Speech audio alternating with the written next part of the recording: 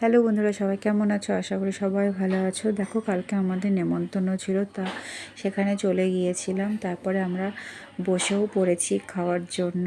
তো আমাদের খাবারও দিয়ে দিয়েছে, প্রথমে বেগুনি, তারপরে পোলাও, আলুর দম, পনির, চাটনি, পাঁপড়, মিষ্টি। তো সব কিছুর ভিডিও করা হয়নি, কারণ খেতেই ব্যস্ত ছিলাম।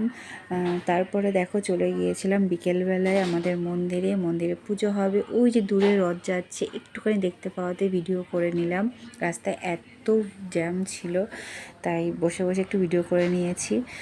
তারপরে দেখো, মন্দিরেও চলে আসলাম। মন্দিরে এসেই প্রথমে উপরে গিয়ে মা ঠাকুরের দর্শন করে নিলাম। দর্শন করার পরে এই যে যিনি বসে আছেন তিনি পাঠ করছিলেন, এত সুন্দর পাঠ করছিল, মানে কি বলবো। তারপরে এই যে রথও চলে এসেছে, এবার রথেরও পুজো হবে। তার আগে মা স্বামীজি ঠাকুরেরও পুজো হয়েছে, তো সেই ভিডিওটা আমি করতে পারিনি। আরতিও হয়েছে, সন্ধ্যা আরতি, খুব সুন্দর হয়েছিল আরতি। তো তারপরে রথের জগন্নাথ দেবের পুজোর প্রস্তুতি চলছিল।